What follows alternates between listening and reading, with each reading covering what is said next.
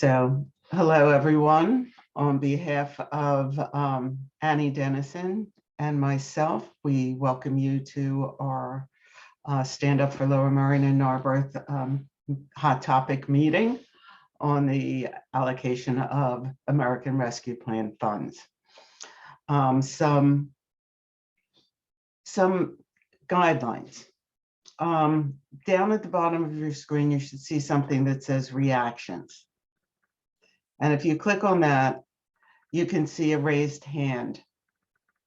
So if you wish to speak, please raise your hand, and Annie or myself will call on you.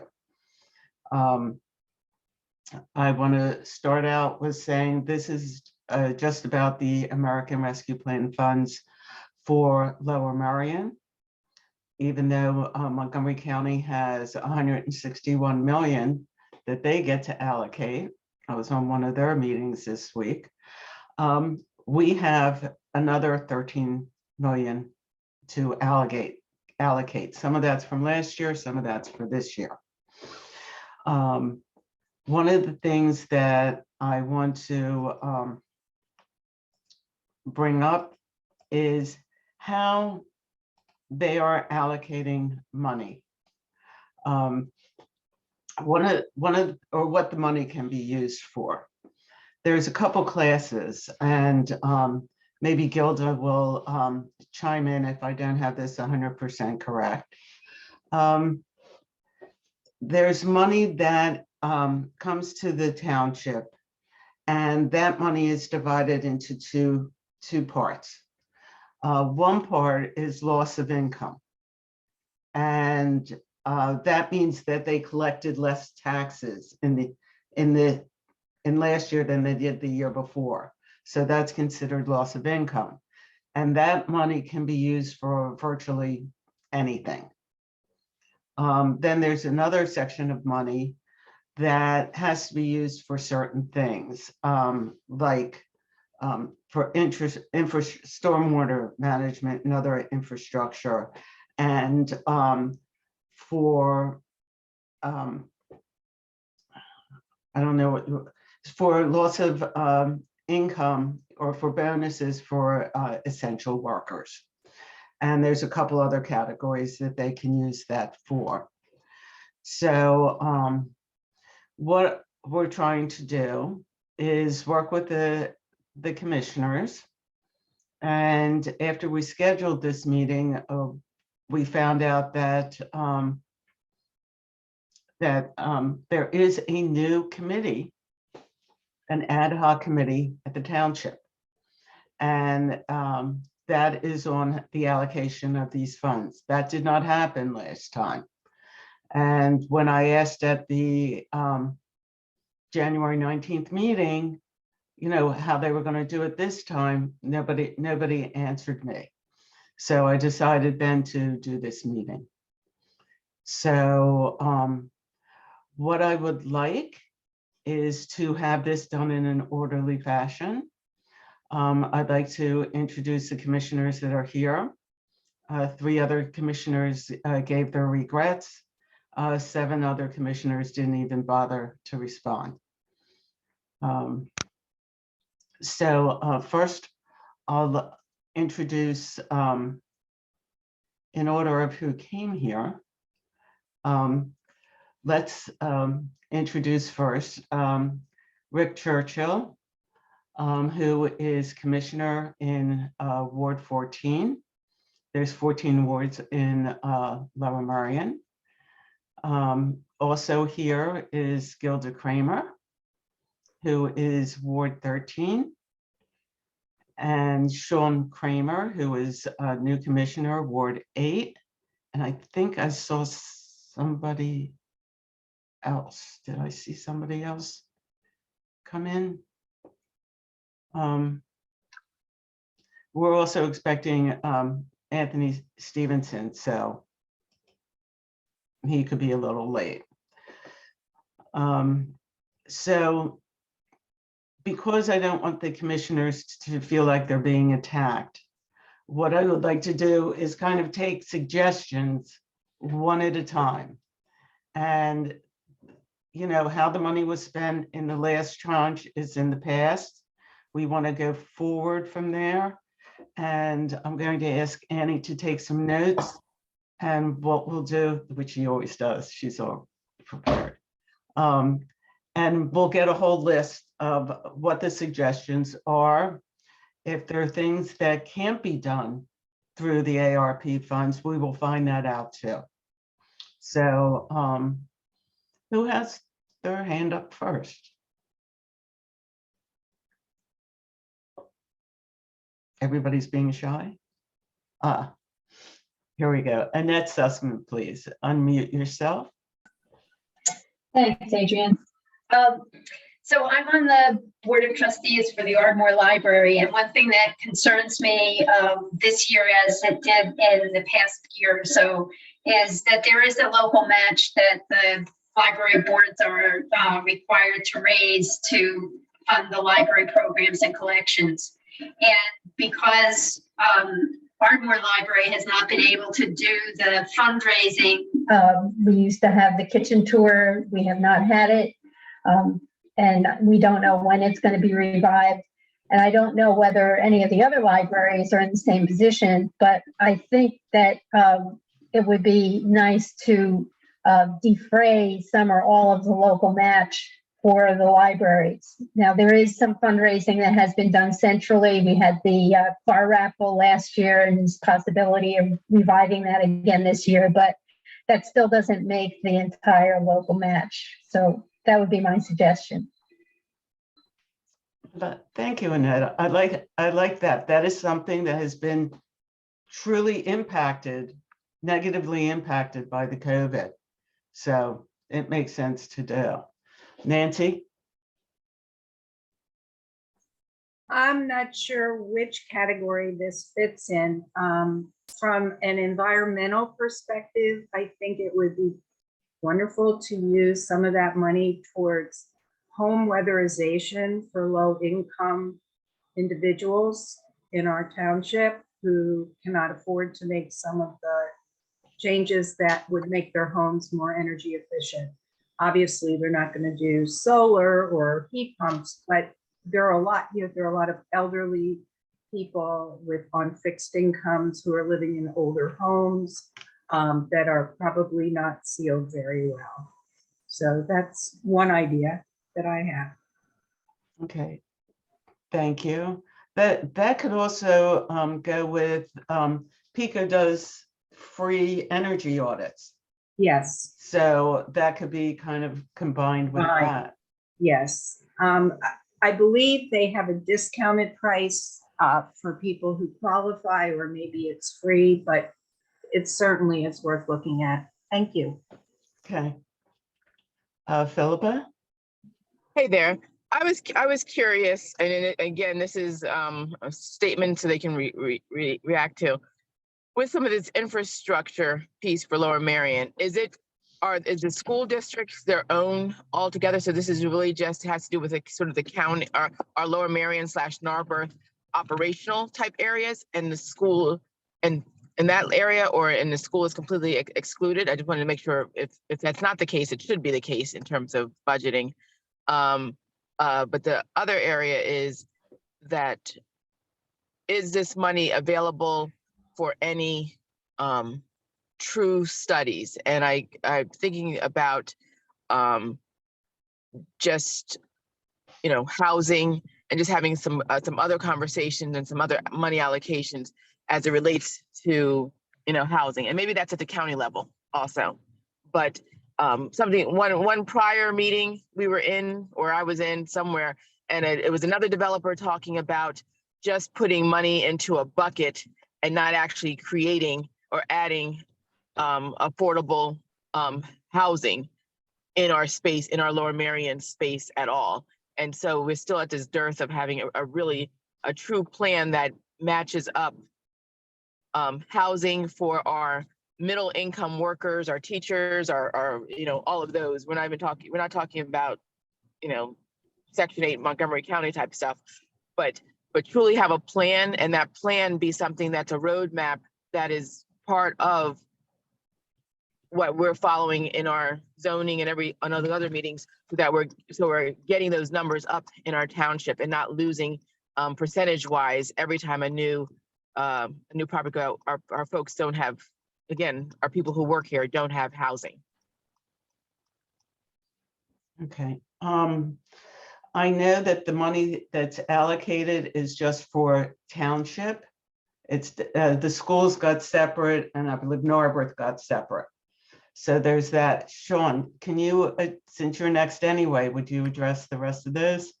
Yeah, no, those are great questions, Philippa. And I'm glad you asked them. So yes, so the school district gets its own pot of money. So this money that we're looking at is for disbursement by the township, separate from the school district. And regarding a housing plan, I think that's a great suggestion. And how do I go about this? So can I back up a minute and just kind of explain the process that we're trying to develop right now, and then it'll come to the housing. So our committee, the ARP Engagement Committee, was developed in order to address the question that Adrian and many people raised, which is, we'd like more community involvement in the process of deciding how this money is going to get allocated, right, for this second round. And that was, we all thought that was a fair question. So that's why we have this committee. We have couple of main jobs. One is to develop a quick and also efficient and effective process for getting feedback from the whole community. So we're going to be reaching out to interest groups, but also to the general community. So we'll be reaching out to clergy and nonprofits and businesses and a bunch of different categories for, to hear their specific concerns and proposals. And then also just to the general community, neighbors in general.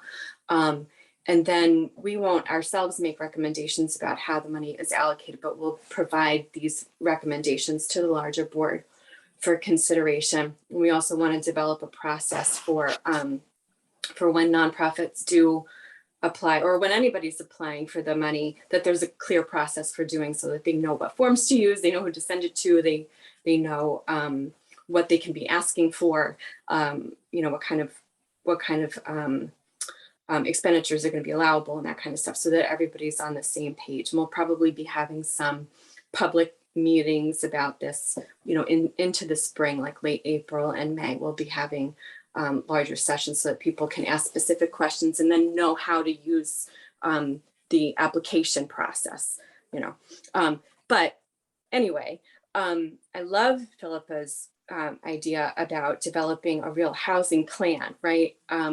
For middle income and lower income families. And this is one of my passions. And the other committee that I serve on, that one of the other ones, the Affordable Housing Committee, we're going to be working on that. And I think that this is an opportune time to take some of the money from the allocation from ARP and use it toward creating a real plan, and then getting started on a plan, starting to put it into action to create some more affordable housing. But I'm only one of 14 people, so I'm going to have to develop consensus around that. But I do agree that a strategic plan and then executing that plan, Philippa, is the way to go. And if you have specific ideas or want to talk about more, I'd love to hear your thoughts. Okay. Gigi brought up a good point in the chat about using the word accessible housing. And I think accessible by cost, by location, and by design, so that you're not just looking at where you're going to throw in some, and I'm sorry to say it's happened throughout the county, and the state, Eastern Seaboard. We use the words low income or whatever the words we use, and what happens is you find an EPA site, you throw in 35 apartments, and you call that good to go. The reality is when we talk about accessibility, veterans, when you talk about your teachers, when you talk about who works here, when you talk about those who are disabled, if you talk about any of those pieces, you're talking about a location set, a design set, and affordability set. How is that going to work? It is the movement across the country in this moment. And please stop using words like low income. Those that are financially challenged, these are, I'm sorry to say, these are just, it's old language, and we really have to get it out of our lexicon and move on to the modern language. Those who are challenged financially, those that are housing challenged, those that are food insecure, we have to start using words that actually mean what we're saying. And accessible housing is where it's at. 40 years ago, it was affordable housing and has its own connotations. In this moment, it is accessible for everyone. So even if you're a senior, your microwave isn't up over your head, it's actually built into your counter so you can get it. Or if you're in a wheelchair, you can use the microwave. Or your refrigerator isn't 5 feet tall, it's actually designed to be accessible for everyone who goes into that space, whether that's a family or a senior or a veteran. So thank you, and I'm sorry to say it. No, Dan, I always appreciate your perspective and keeping me and the rest of us on track. It's really good.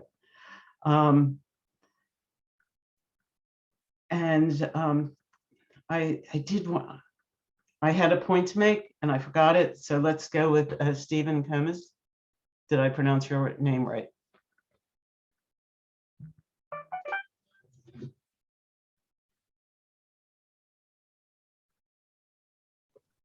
Can't hear you, Stephen. Yeah, please unmute. Thank you very much. I appreciate the opportunity to address the commissioners and the other attendees at this hot topic this afternoon. I understand that there are many competing priorities here, and none of which is in any way demeaned by any other.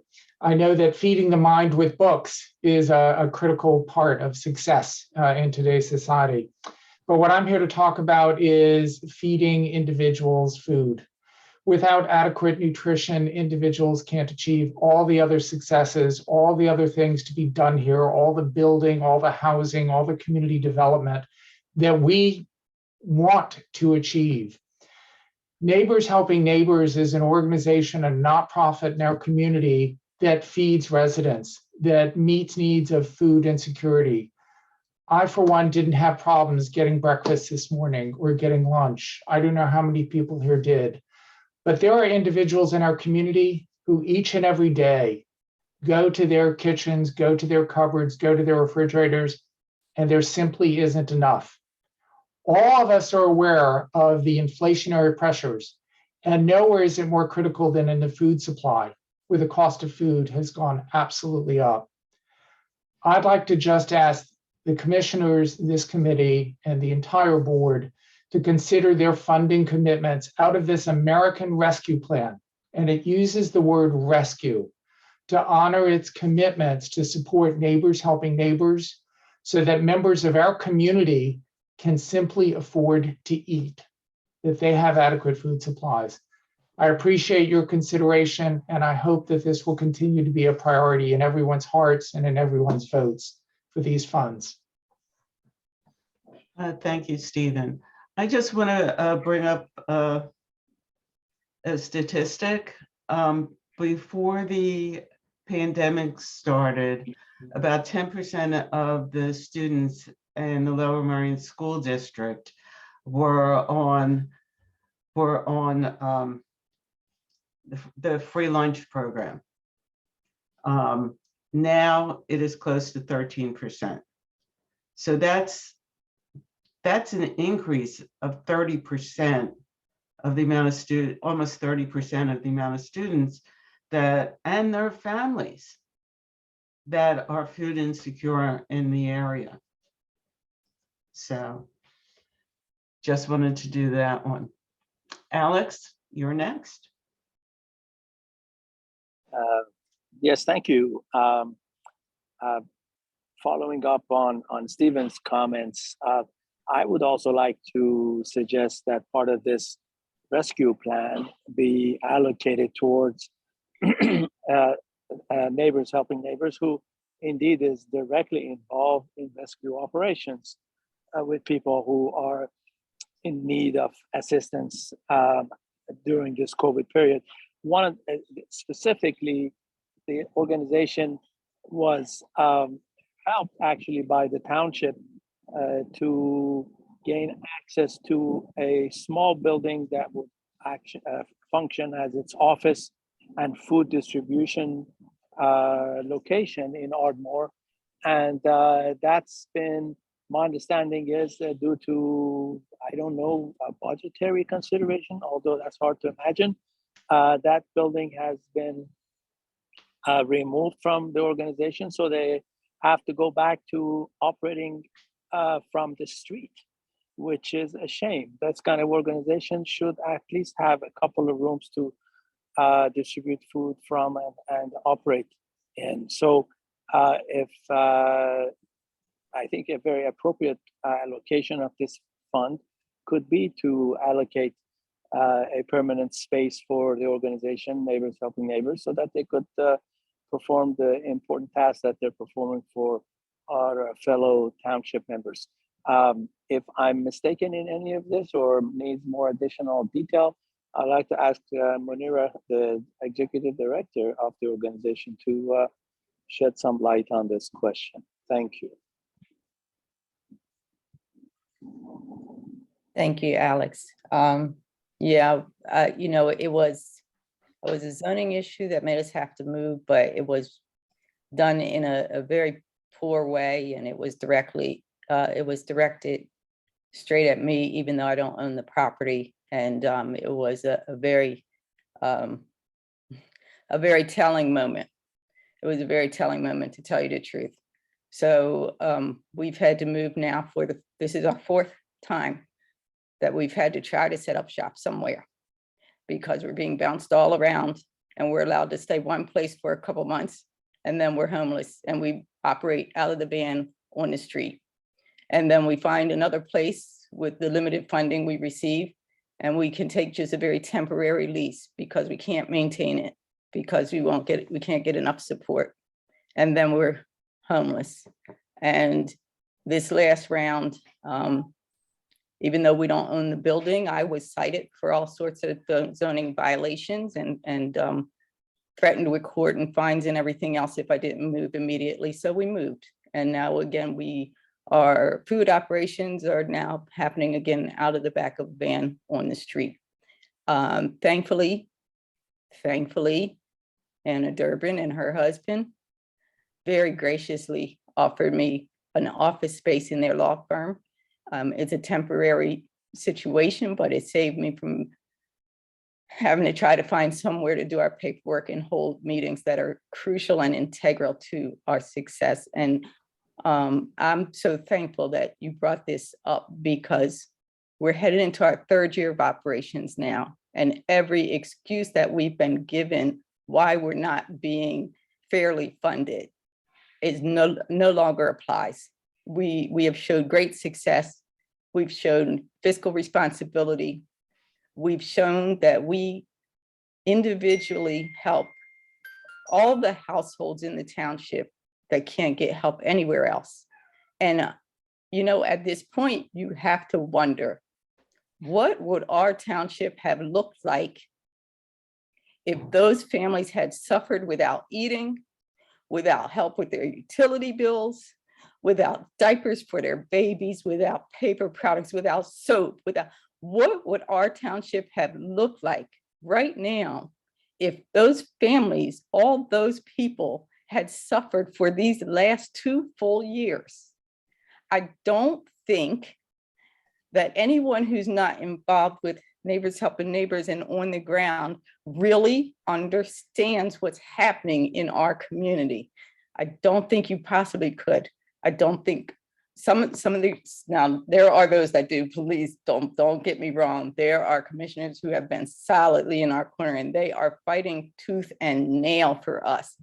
But this is a global pandemic, and the enormity of the catastrophe that our township would have suffered had we not engaged can't even be imagined. And we're really not asking anyone else to do the work. Our volunteers work so hard. We all work so hard.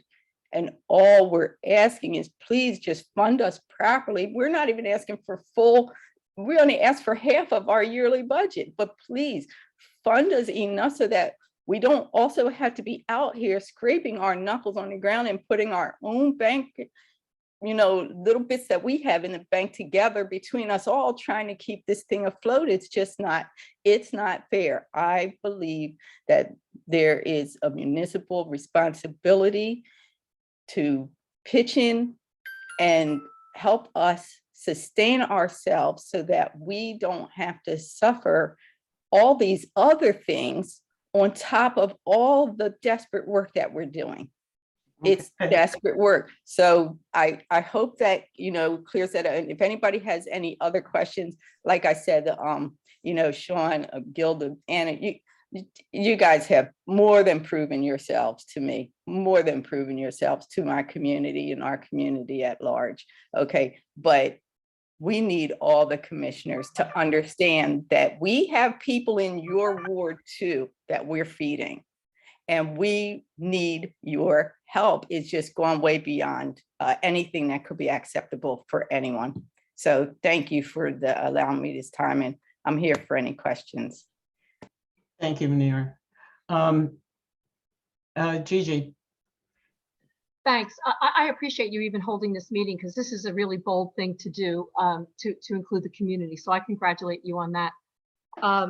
It's what I do. It's what we do. And you do it well, honey.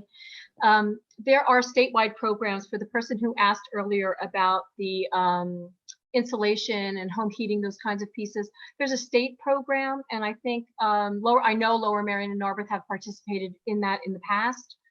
Assessments, and there are some dollars available for window insulation and some attic insulation that's available. I'm not sure if anybody on this call, Commissioner Wise, knows that program, but I can find it and try to send it out, Adrian, if that's okay. Yeah. The next piece, Ardmore Food Pantry, Eldernet, Mitzvah Pantry. Who am I missing? Memorial Church of God in Christ on Buck Lane. Churches individually, box lunch and a book, as Lorraine put in. And my organization has been working in this community to do this job for my organization for 15 years. And because Lower Merion is so much larger than Narberth, what my organization does is Narberth Community Food Bank. We don't just feed you, we give you diapers, cleaning products, all those great things that have to happen. But one of the pieces that we have at our location in Narberth is to be able to sign you up for food stamps or unemployment or CHIP during the crisis. And Munira's right, during the crisis, we all worked really, really hard to save the community. Narberth Community Food Bank works, we're one of the only ones accepted by the school district to work with all the families who are there. They turn to us on the regular basis. And that is only to say that there is a crisis happening. It is not going to be solved, unfortunately, with one organization over another. It can only be solved with all organizations coming under one roof, with one amount of information about hunger, about education, about all of the benefits that are available statewide. It is not about one organization. It can't be, because one organization, as we've seen, because we had Eldernet for years and years, they were unable and still are unable to meet the need of seniors. So it's going to have to be a really group concerted effort. And I caution you to choose one organization over another, because everybody's working, everybody's rowing in the same direction to try to solve the problem of kids, seniors, and folks who, were really damaged financially by the crisis. So, think twice. That's all I've got. Thank you so much for letting me speak.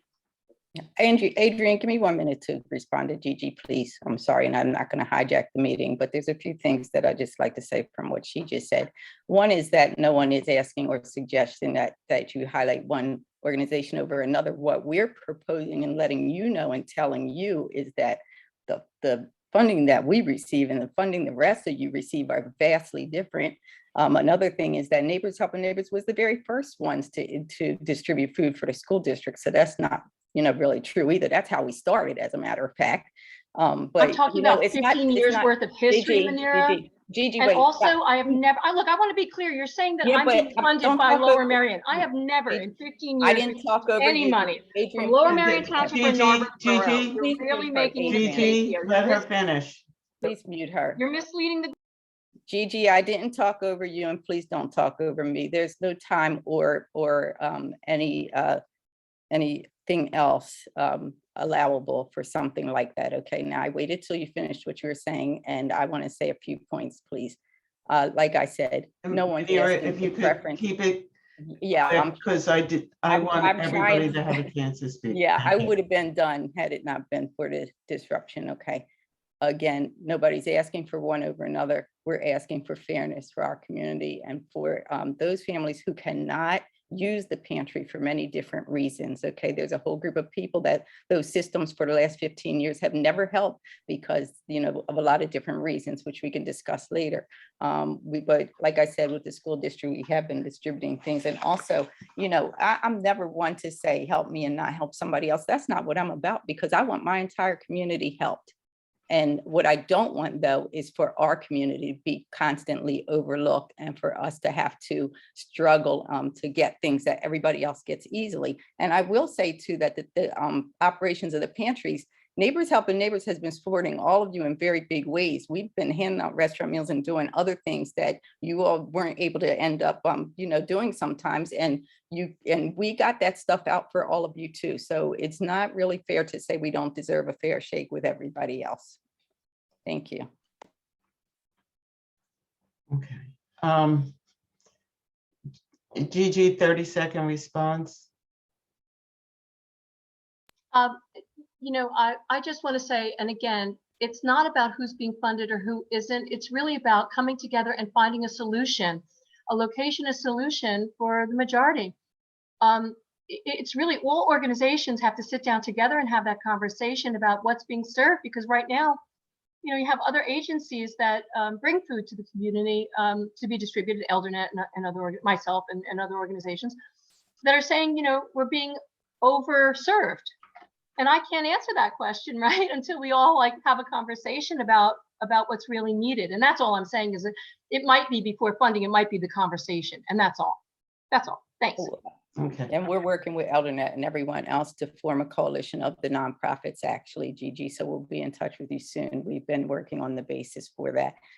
But to your point, and that's exactly my point that you just made, you all have overages while we continue to have shortages and have it to come and beg for things from here, pillar to post, to put together a system for all the families that cannot use your systems. And that's what we're talking about today. Okay. Isabel, Lorraine has put a couple of really good suggestions in the chat. After Christine, I'm going to call on her. Isabel is next. Oh, you have to unmute. Thanks, Adrian, for organizing this great forum. I need to understand about how maybe my priority, I'm a member of Climate Action Lower Merion, and I think about a lot of things that affect our environment. And if anybody knows how my priority or things that I think about is mobility in the business districts, because congestion is getting out of hand in Lower Merion and Philadelphia, everywhere. And I feel like mobility, public transportation, SEPTA, cycling, walking has to become a priority over car culture. So if anybody knows if this ARF money could be used to help us get better mobility to decrease the congestion in our neighborhoods and the speeding of cars. Anyway, that's my concern. I thank you so much for listening. And if anybody knows if that ARF money could be used for that, I would really appreciate it. Thank you. Okay. Oh, I forgot. Can I say one other thing? Go ahead.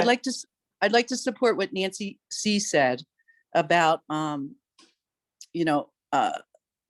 subsidizing energy. Exactly. And I think Gigi just addressed it too. So maybe we need better communication for that, so more people know about it.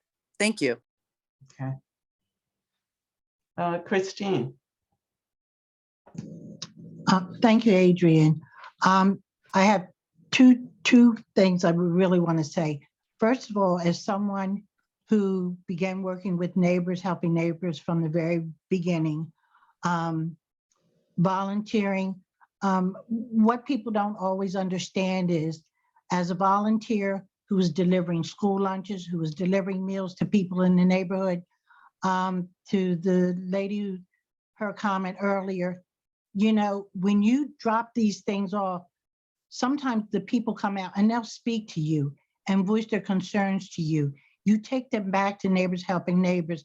And if there's some way they can help, as Manira said, if they need money to pay an electric bill or something, which, you know, which people don't go out and voice what their needs are, but they might voice them to a volunteer who's delivering food to them on a regular basis.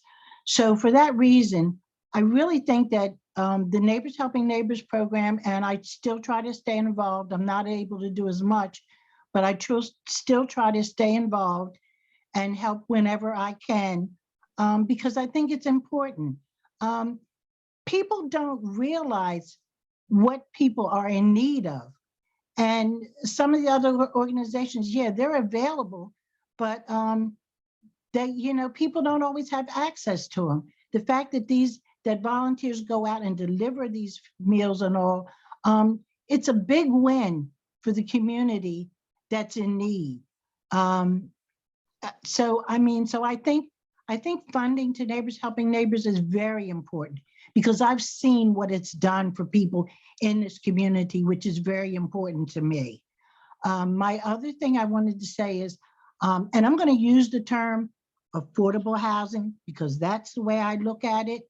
Over the last 4 or 5 years, there have been a lot of places in the Ardmore community, which is Ward 4, where people have had to move out of the neighborhood, who've been lifelong residents. And these developers come in, okay, say they were paying $1,000 a month rent. These developers come in, redo it, to me, put a Band-Aid on some of it and put it back up for rent, and then want people to pay $2,000 a month rent. So to me, that's not affordable, okay? So we do need help with affordable housing for people from this community who have been lifelong residents who can no longer afford to live here. Thank you. Thank you, Christine. Lorraine, can I bother you to speak? I think you made some very good points in the chat. If you don't want to, that's fine. No, Adrian, I don't have a problem with speaking. Hello, everyone. I just want to say that, you know, I think everyone in this meeting we are the choir. We're a group of people very concerned about this community. And to Manera's point, there are people who are giving their all, volunteering their time, volunteering their resources, and have been doing it for many, many years without asking for anything in return.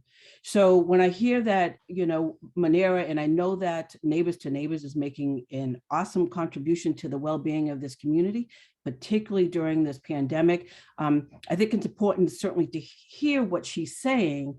And if there is a need to help her, if there's a need for her to do what she's doing for the people within the community, if these funds can be a resource to make it less of a burden for her to actually do that and the people working with her, you know, I certainly agree with that for sure. But to hear all of the comments here today, and since we did focus on the food insecurity, one of the recommendations that I have is that if we called a conference of some sort, someone also mentioned a nonprofit collective, so that we could identify, Gigi mentioned a number of organizations in this community that do provide food and address food insecurity. We've got children in the schools, we've got older adults who all need food and other things. I can't imagine going without diapers, you know, that sort of thing. Well, not for me, but you know, if I were a parent. So, But I do think that we can come together sooner than later, even if it's Zoom or whatever it may be, to really identify how widespread that need is in this community, identify the resources that can really effectively address it, whether they're going to the folks who are volunteering, the organizations that exist already, because that's how we get things out to the people, right? And to Christine's point, people will tell you things that they will not tell a lot of other people when you're there in their face meeting their need. So those are great ways to find out what do you really need, because you trust me, you're going to confide in me. And that's one way to really find out the depths of the needs within this community.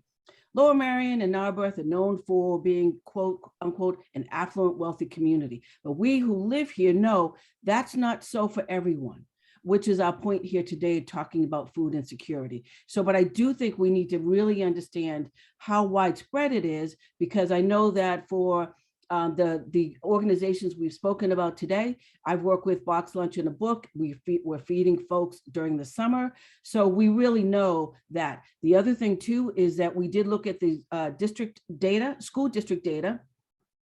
And we know that, and I mentioned in the chat, that if you disaggregate that data, you can find there are groups of students who nearly 50% of that particular group are on free and reduced lunch. So this is impacting certain groups of people within this community as well. And I think it behooves us to understand who are they, where are they, and what's a really outstanding way to support them. I just applaud everyone here for all of the great ideas and recommendations. But you know, the whole notion of singing to the choir, I think we all want to make a difference for the community. So that's my 2 cents in a nickel. But thanks for giving me the floor, Adrian. Okay. Thank you, Lorraine. I think one of the things we will do after this meeting is send out a follow-up and get a list and contact information of all the nonprofits that are in the area, so we can get them together.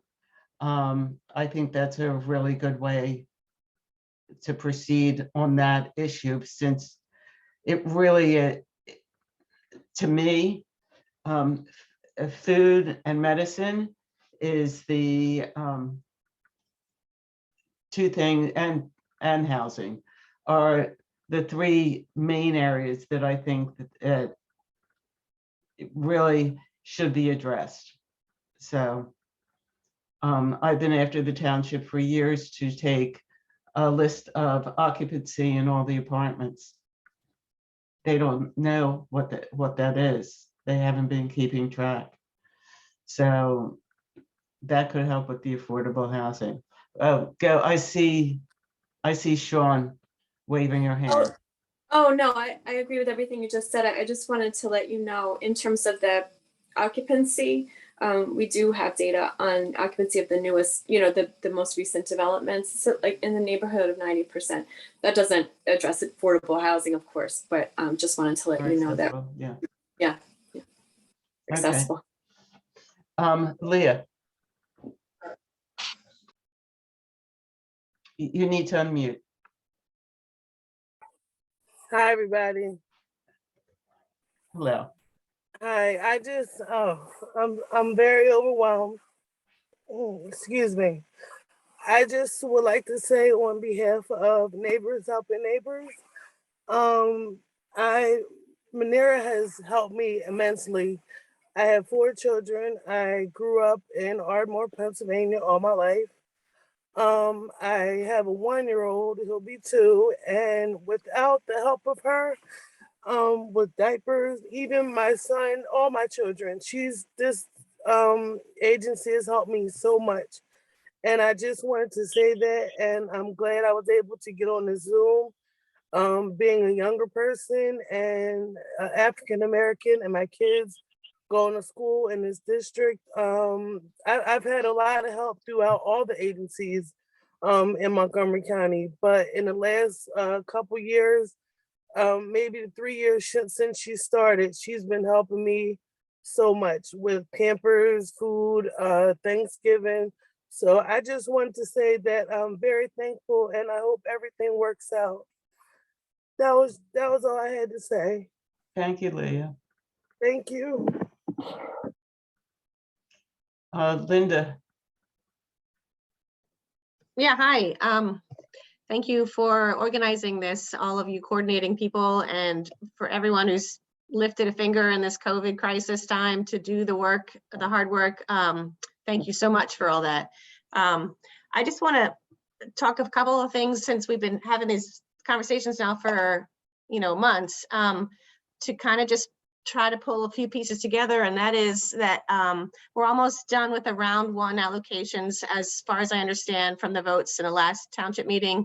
And this piece that's left, it seems to me that it would be important to try to honor the initial discussion about support for the budget that Commissioner Stevenson did submit on behalf of Neighbors Helping Neighbors before, which somehow got sidelined. So I think that's important to try to get onto the agenda. And then for the people who mentioned the other, potential sources that also could definitely use some help, the libraries and other food pantries and the programs that are doing the hard work of supporting all the needs of assistance at this time because of COVID, that there is a second round. And I would really want to push our commissioners to please rethink the framework of the second round of discussions, not to be one-time outlays. I don't agree with that. Why are we doing infrastructure when, there's people who are hungry here, and who are getting evicted, as has been discussed. And the other that, per the new policy that the funds can be used to cover a loss of revenue. Okay, and we did that this time, but now we're all right, and so I think for the second round, this next set of negotiations, which I understand you are rethinking as the commissioners, I really want to encourage that it be that the framework, the criteria be set up so that those who are doing the hard work, Gigi and Nira and everybody, Ardmore Food Pantry, et cetera, are those who can really access these kinds of rescue funds for the immediate needs that are that's the crisis, right? And so in terms of other infrastructure projects, I just think that I'm really surprised at how much support some of the commissioners gave to them, seeing this as a once in a lifetime opportunity to, use these monies, but that's not what the COVID crisis is about. So I just want to repoint that and also just affirm that, some people have been putting out their life savings and their life work, to do this, and that we need to affirm that with the allocations of this budget. Thank you. Thank you, Linda. Crystal? Please unmute yourself. Yes. Hi, everyone. Hi. So I guess I have a few things that I want to comment on. Definitely the affordable housing issue, and is really, I think something needs to really be done about that. I'm looking at my community, and it has changed from when I was young and growing up. And I think that they really need to address that, and for seniors and housing. I have a question though about the medium income, because the medium income that I thought that the township had once listed is, to me, needs to be lower. I think it was listed at what, 95 or something like that. And if you look at that and you look at the people, and if you look generationally, not to say that some families don't meet that here in this community, because some people do or might have that kind of income level. But in most cases, I would think if you looked at that and surveyed that, that would not be the case. So I'm wondering if someone needs to say something to the township about where they're using that income level, and saying that it is, I guess, when they're deciding on income levels, that is like an acceptable income level for this area, because I would venture to say that most people don't make that kind of money.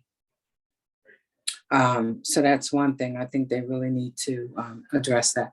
Also, I think that a lot of these nonprofits have some overlap. And I think that, for this community, I know that 8 years ago, when Box Lunch and a Book started, it was to address the food insecurity of students in this community. And I just think that we all need to come together as a whole, because we're all doing the same things. We're all volunteering our time. We're all, I delivered lunches all summer long. We delivered weekend bags to families for a box lunch and a book, or, and meals for seniors and all that kind of stuff. So I think we all need to, come together and figure out, because I think there's overlap in all the services that all these agencies provide out here. And then maybe we need to have a better assessment of who's doing what and who's servicing, who. And I think that would cut down, the overlap and, and the other things that, people might need. I do agree with the delivering and the personal touch, because I've done it for the past 8 years. I'm listening to people when you deliver their meals and stuff and what they need. I think, we all are helping people wherever their need is. And I agree. If you have these programs that are out there, then you need to fund them and to help them so that they can help the people. It's a rescue plan, and you should be rescuing, the people that need it. Thank you. So that's my 2 cents. But we need to get on that township about that income stuff, because it's crucial. You should not be to live in this community your whole life and not be able to buy property or sustain yourself in a community that you grew up in. And I think that is just heart-wrenching, to see that, what's used to be a thriving African-American community that's no longer exists. And, and it also might point out to the educational system, which I think Box Lunch and a Book and Lorraine's doing a great job about educating parents, because if you don't have the education that dictates the job that you can have to take care of yourself out here, that's another issue in itself. And I think that Lorraine has brought it out about the struggles that Black and Brown children have in this education system, and that their needs are not always met, and they are falling further and further behind in their peers. So if you don't have the strong educational background, then you can't live out here. You can't afford to live out here, because you're not going to have the job that's going to give you the income to sustain yourself out here. So I think there's a whole lot that we need to be looking at as a community as far as these funds are concerned. Thank you, Crystal. Jill? Hi. I appreciate Sean Kramer's speaking to, inform us about some of the, some of what's going on. Any of the other commissioners that are here, I think it would be helpful to know, a little bit from their perspective as to why certain organizations are being considered and not others, kind of as a layman in, trying to learn what's going on. Are there specific requirements in terms of what you're looking for allocating the funding? And, if is it more, how objective is this decision versus subjective? So just things like that would, be really helpful to inform others about, like, are there guidelines, and, what organizations are being considered, and the ones that aren't, why not? So, I can't go to every township meeting to, you know, try to learn everything, but it would be helpful so we can support and advocate for organizations that we believe would benefit from this money. So any other commissioners on the call that can give voice to some of those questions or answers? Well, I don't know. serendipitously, I don't even know if that's a word, Gilda Kramer is next. Oh, okay. Actually, I was hoping to defer to Ms. Zimmerman and Ms. Wright, and then maybe speak a little bit in general in response to some of the issues that have been raised. Okay, so actually we have Jessica next, and I wanted to get June Coleman because she made a good comment in the chat, and then Roxana, and then we'll go from there. Just now, we're almost at the hour point, so if you could try and keep your comments a teeny bit briefer, not much, but you know. Thanks. Jessica. Okay. I'm talking specifically about COVID and mitigations. In the month of January, the COVID dashboard for Lower Merion School District showed a count of 926 students and staff infected with COVID in the month of January. Those kinds of numbers are unheard of. Those kinds of numbers exponentially increase the numbers of infected community members in this township. Lower Merion School District in the month of January cut the amount of testing they are doing of students and staff. They cut the amount of contact tracing they are doing. They did away with quarantine altogether and shortened isolation without a requirement to test out of isolation. And they have never measured ventilation adequately and fixed poor ventilation adequately. They have not done that. Monies could be used for the following, and this is just going to be 30 more seconds. Hiring more contact tracers, buying more tests, purchasing portable HEPA air cleaners or the supplies to make Corsi Rosenthal air cleaners. I also wanted to say the commissioners recently gave Lower Merion School District $11,000 for the purchase of KN95 masks for students in need, and I cannot thank them enough for that. Thank you very much. And that's it for me. Thanks. Are you a commissioner? I'm sorry. Is that a no? Oh, I was hoping one of the commissioners could speak to my questions, but I guess. Yeah, they will in a second. Oh, okay. We're getting some of the other comments out there, and then we'll get to the commissioners, and they can kind of do the close. So I think that'll be good. So all right. Wait a minute. After Gilda. June, you made a good point in the chat. Do you just want to say it out loud for us? June Coleman. Unmute yourself. And then we'll get to Roxana, Michelle, and those will be the last two comments after June, if June is still there. June might have left. I don't see her. In any case, I'm going to speak to what she said. She said, besides food insecurity, accessible mental health and legal defense fund is needed. And I really think that a mental health point is well taken. And I think there also needs to be a better way to reach out to people who might not have internet on how to apply for some of the funds that the township is doing with the CARES money that they have.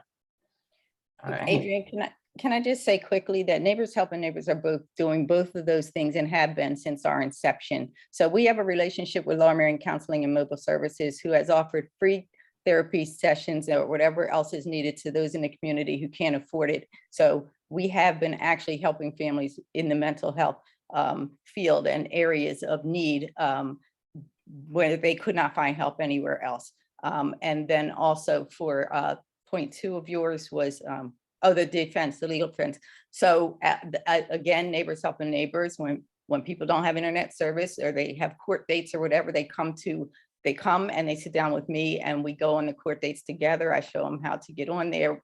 I interface with the judges with them, and we set up plans for them so that the whole process is more successful. So we do that also at Neighbors Helping Neighbors.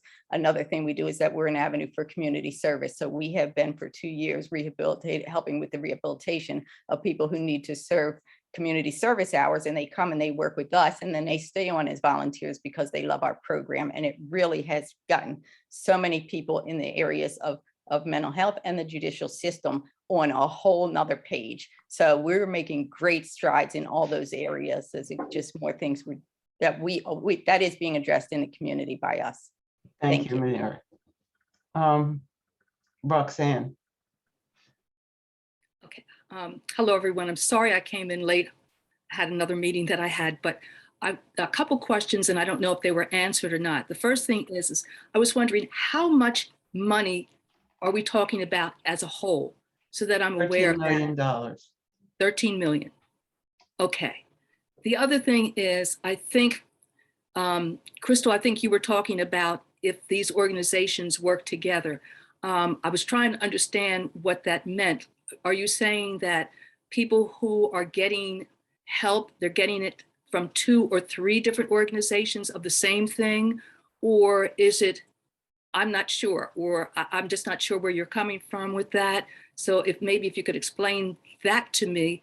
I'm just saying that some of the organizations that are out here and helping in the community are doing some of the same things.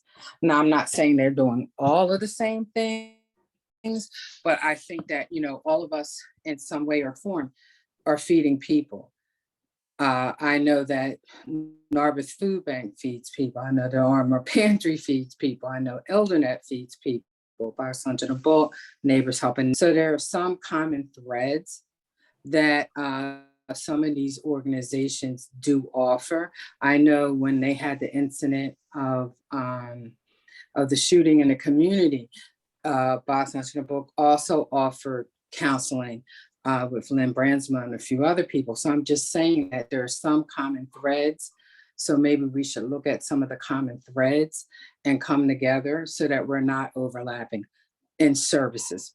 That's all I was saying.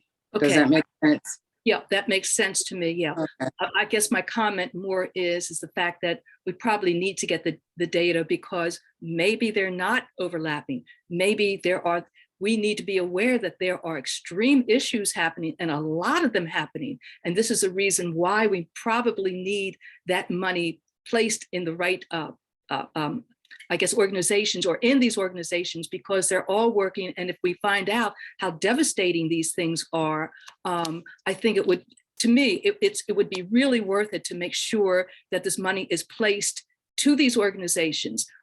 So it would just make me more aware of, if there are so many organizations that are doing this, then to me, let me see what's going on. And like you're saying, even the housing has changed so much. What is going on that there are so many people who are in these desperate situations that the township needs to be taking care of if they have $13 million? To me, it seems as though not only these organizations, but maybe we need to be supporting them, in my thinking, even more so, because they're helping out so many people. So I just think we need to get that data before we even think about maybe they're overlapping or not. That was just my thinking. Thank you. I agree. I think we do need to do a needs assessment of this community and maybe surrounding communities, not just Ardmore, and look at that. So maybe that's something that, we need to do as a community, so that we would have that information. I know that Lorraine already has the data for education purposes. We've done that 10 years or more in the making. So maybe there's needs to be a needs assessment done. Yeah. Can I just say quickly, Neighbors Helping Neighbors is required to do quarterly reporting to the township with demographics. So the expression of the need and the families that we're serving, and all that has been well documented and recorded with the township. So that information is already there, first of all. And also, I think what's not to be missed is that we're all talking about the second allocations to second group of money. And I just want to say very quickly, there's a first whole half of money that came in last year that didn't get to the people. And now this process of working on the second half is months and months and months out. And in the meantime, that puts places like us, Box and Book, anybody else who needs help, in a position where we're not getting help for a year or more.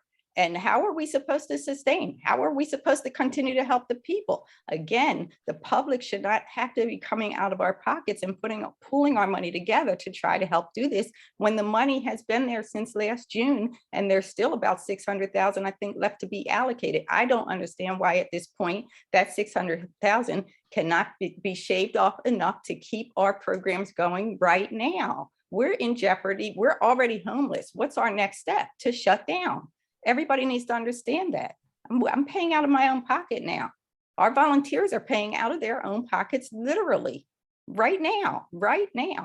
And there's money sitting there, and that's been sitting there. And I just feel like at this point, it's gotten to a stage of ridiculous, because that we should be supported. All of us, all of the nonprofits, we should be supported. We're the ones that are carrying the weight of the destruction of the pandemic, and that can't be forgotten. We need help now. Manira, I think that one of the things we might need to do, and then we're going to go to Michelle and then the commissioners. You said that that information is reported to the township. I think that information needs to be made public. And that's why I think the needs assessment, even though the township has that information, we can ask them for it and see what's missing. So because we're running out of time. Right, I agree. And our organization is open book. We'll share anytime anybody asks, but you're right. All the organizations need to provide their demographics, and we'll have a pretty good grip on what's happening in our community and what those numbers look like. And they should all be recorded with it. I know if we have to do what they have to do. The public sees those numbers, yes, and realizes how big the need is, and we aren't just in our little, like suburban bubbles. I think that will impact. Absolutely. Also in here, I do have a link, and I'll put it back in again. This is a link to find your commissioner. And when you find your commissioner, you can then find their contact information. Michelle, you're going to be our last speaker, and then we're going to Gilda and Sean. Thank you. Thank you. I just wanted to speak to something that I'm not sure if it was discussed today. I also had a meeting prior to jumping on. I just wanted to discuss the stigma that is associated with struggling financially in a community like Lower Merion. And I want to speak to that specifically in reference to some of the organizations in the community that I have had to utilize. For example, if you need, during the pandemic, when Lower Merion School District was giving out food, you had to wait in a line in a specific place to get food. There are a lot of people who, one, will be extremely embarrassed to do so, and two, will go hungry before they embarrass themselves and their children like that. The second thing I want to speak to is the masking. They did offer several masks to children in our community, but I had to email 4 people to get masks, and my son was provided 3 masks. So I know a lot of people are very excited and happy about the masks that they're giving children who are struggling financially, but they get 3 masks. And I mean, that I'm grateful for 3 masks, but how long will 3 masks last? My point in saying all of this is the stigma is decreased when you have someone like Neighbors Helping Neighbors who's going to come to your door and deliver your food, or show up to a student's football game who they are overseeing. There is a decrease in the stigma, and families learn to build trust, and they feel more able to allow people to come in and help them. So the thing that I've noticed in this community at times is that you have to embarrass yourself to get help. And I don't feel that way when I get help from Neighbors Helping Neighbors. So I just wanted to make sure that I spoke to that, because someone dropping a bag at your door is very different than standing in an Ardmore parking lot lined up essentially letting the community know that you need food. So I just wanted to make sure that I spoke to how they deliver the services to your door. And that is important when you're looking at outcomes. And there's plenty of data that shows that community-based programs that will come to your home, they have better outcomes for families. So I just wanted to make sure I spoke to that as well. Oh my God, beautiful closing statement from the community here. Thank you, Michelle. Gilda.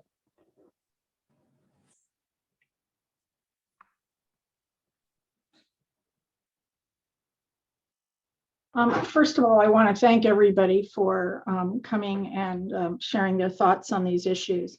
I don't know how much any of you know about what I've been doing for the last 2 years, but for the last 2 years, I've been chairing, until very recently, the Health Committee of the Board of Commissioners. And I was given the Health Committee because I wanted to look at the issue of food insecurity in the township. And I spent a good chunk of time during the last 2 years trying to get a handle on the scope of the issue and working with all of the different food pantries.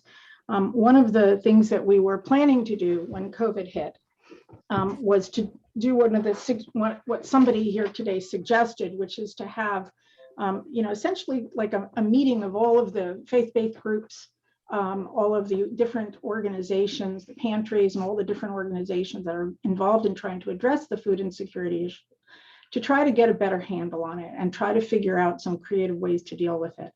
And, I'm happy to convene that meeting that was postponed for probably 1.5 years now, since we first really were talking seriously about doing it. So that's something that I will follow up on doing, even though I'm no longer on the Health Committee. I think that this is an issue that I probably have more knowledge about than any of the other commissioners, just because I've been working on it. And I've been working with Gigi, and I've been working with Manira, and I've been working with Brandon, and I've been working with the Mitzvah Food Pantry, and trying to make sure that their needs were met throughout the pandemic. So I kind of want to go down through the list and respond to some comments of individual people. First of all, as far as Nancy Trinette's comments, we are actually having discussions right now about the idea of developing a program for weatherization of low-income residents using either CDBG money or ARP money. If you're interested in working on that, please get in touch with me privately, because I don't have the capacity to create all of these things. I can be an intermediary. I can work with the township sustainability manager who's quite interested in this issue, and we can put together a group of people in the community who would like to do that and who can put in a proposal to us for use of some of the ARP funds or some of the CDBG funding for that purpose. Now, in terms of the issue of housing and affordability and trying to come up with a plan, that's exactly what the ad hoc affordable housing committee that Sean Kramer and I both serve on with Anthony Stevenson and others is going to be working on during the next during this year, really, hopefully to create a sort of a broad-based plan to address that issue. In terms of other resources that are available, I know that Gigi talked about providing various services at the Narberth Food Pantry. I've also been in touch with the County Navigates program, which is it's an office of the Office of Community Services, I think, run by Elizabeth DiArcangelo, and I've been in touch with her over the last 2 years. She's willing to send the Navigate locally to Neighbors Helping Neighbors or wherever else it's needed to work with people to help guide them through what might be available in terms of county services. And this is something that I've spoken with Manira about, and we've sort of been in the process of trying to set up a way for this to happen. Yes, I know, Gigi, I know you've had a Navigate. But for the Navigates to get into different communities, I know they've gone to Ardmore Food Pantry in the past, and we'd like to have, they're available to really help in any part of the community where there's that type of a need right now. In terms of, Lorraine Carter spoke about needing a needs assessment for the community. And it's very interesting because I actually just had a conversation with our township manager this past week about the need for a needs assessment. And this is an issue that another staff member at the township had also raised with him.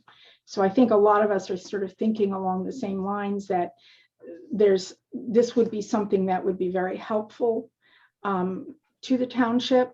The problem with doing a needs assessment is that that takes time, and it would slow down the process of getting any of the funds out into the community.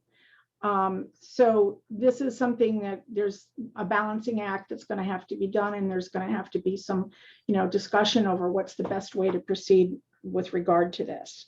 I feel like I've spent a good part of the last 2 years trying to do a needs assessment myself, and I'm not a professional, I'm a lawyer. This isn't what I'm trained to do.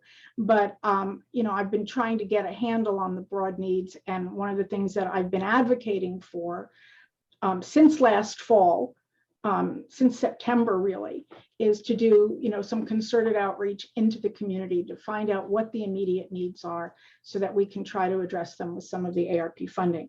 And I am happy that we actually took $1 million out of something that we were going to spend anyhow, and have had that money available to try to deal with some of the immediate needs.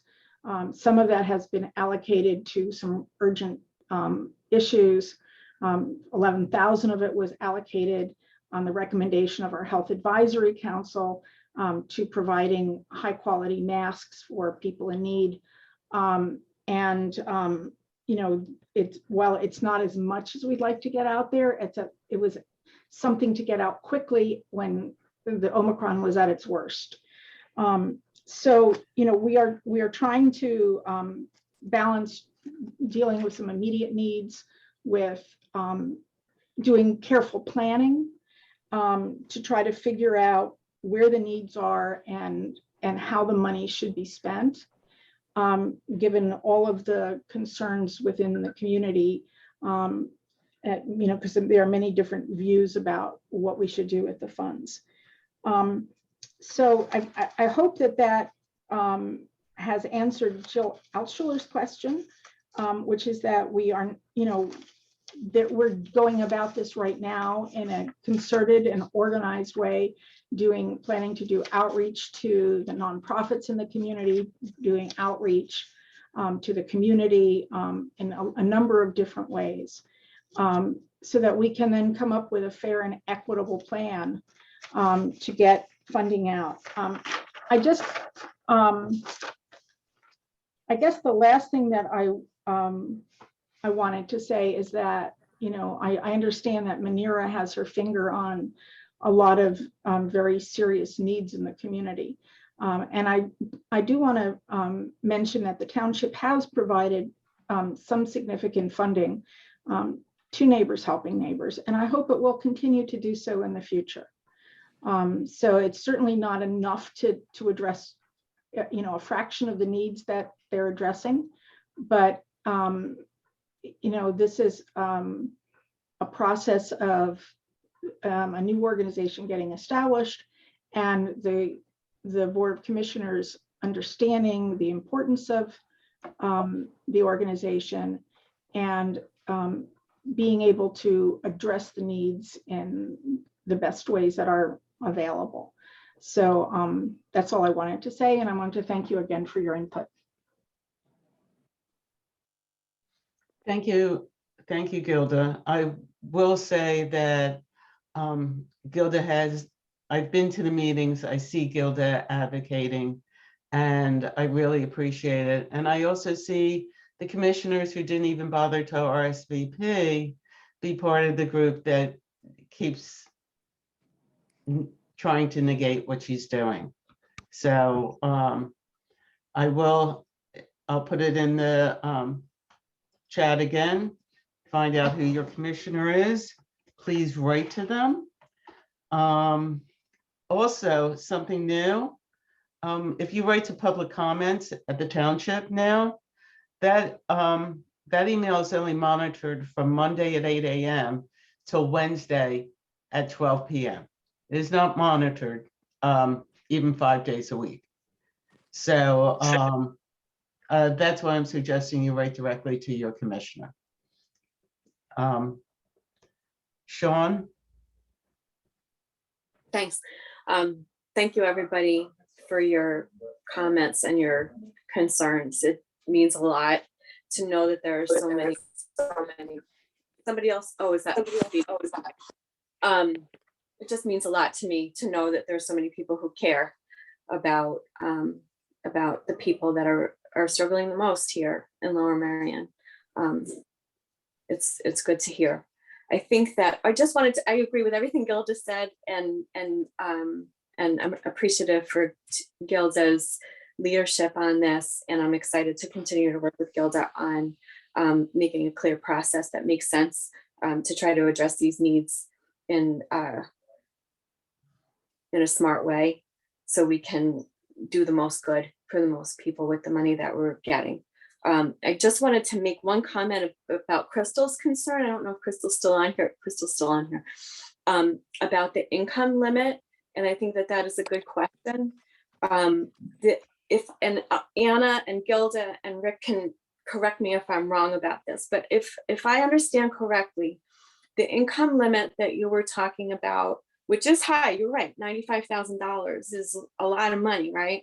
I think that income limit for what they would consider moderate income, or somebody who qualifies for some mortgage or rental assistance, is based on the cost of living in the area, the average median income in the area, and the cost of living in the area. So where you live, if you live in an area where there's a lower cost of living and a lower median income, then that cutoff is going to be lower. But here it needs to be higher because the cost of living is so high. And so that number is high in order to allow more people to be qualified for the kinds of programs that require income, an income limit to be met, not fewer. So hopefully it's helping more people is the idea, and those income limits apply to programs that are federally funded and where there are limits on the amount of funding you can get. So even if, like, let's say, I think your thought is, and I understand what you're thinking, is that let's say you made the income limit $50,000. Could you give more money to the same people and help them even more? And the answer is, in that case, for that kind of program, the answer is no. So that's why the program is structured the way it is and the income limits are structured the way they are. I don't know if that answers your question. But yes, I also understand there are people who, $95,000 is would be amazing, right? And who are making do on much less, and that we do have a responsibility to support our neighbors who are in that position so that they can stay here and continue to contribute to this vibrant community. So I hear you on both fronts. But all right, I'm going to stop talking. Thank you. I'm still here. Yeah. Okay. I'm done. Thank you, Sean. We're almost 50% over time. I was wondering if Commissioner Churchill had anything to say, and yeah, I just a few moments. I came to this meeting not to talk, but to listen. And from everyone's perspective, there is certainly a need, but we're viewing it from, as Dan Bernheim would say, 20,000 feet up. I think what the commissioners are really looking for is specificity in these needs. And I think what can probably come out of this meeting is the idea of nonprofits getting together if there is overabundance, underabundance. I think that the commissioners would really appreciate a coalition coming and saying, well, we need X number of dollars this year, and that it's going to go to A, B, and C organizations. And if they can all agree among themselves, and if they have really a tight pass package like that, I think that it will be very well received.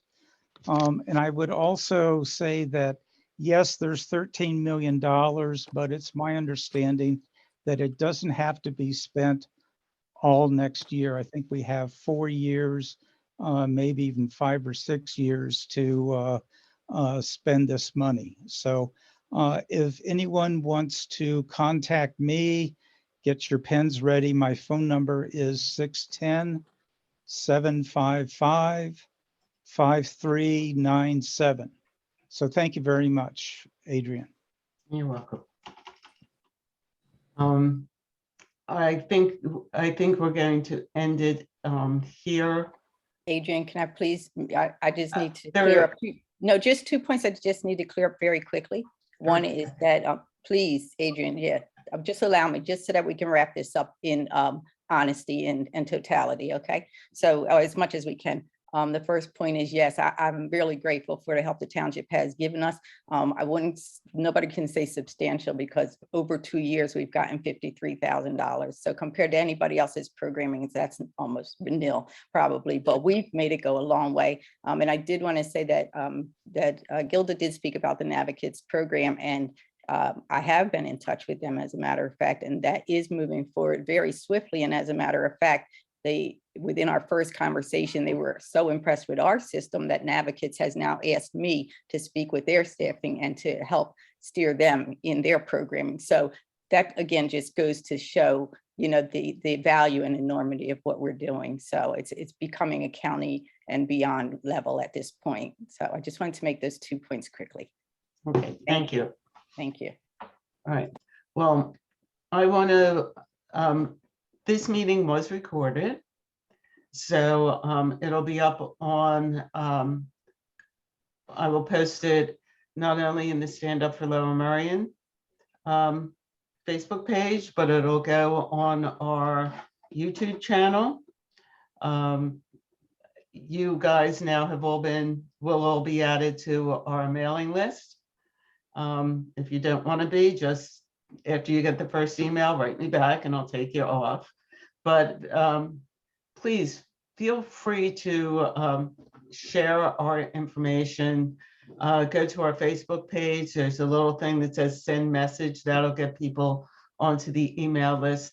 The more people we can get, the more people the commissioners see are interested in this. Lower Merion has 65,000, 67,000, somewhere in there. People. This is how many residents we have. 30 residents coming out is nice and all, but we really need you to go and get your friends and your neighbors interested in these issues. Because when we start having numbers coming to the meeting that are not a half a dozen people and a bunch of lawyers for building and planning, that's when we can really start to make a difference. And that civic responsibility starts with you. So I want to thank you all. Thank you, Annie, for always being there. I thank everybody for coming, and everyone take care. Enjoy the Super Bowl if you do. Oh, one other thing. League of Women Voters is having an event. It's a voters dance party, Valentine's Day party that starts about 5 o'clock. Go on to the League of Women Voters, Lower Merion and Narberth on their Facebook page and check out the link. There's going to be a DJ and everything, and you'll see me dancing. So I will talk to you soon. Thank you all.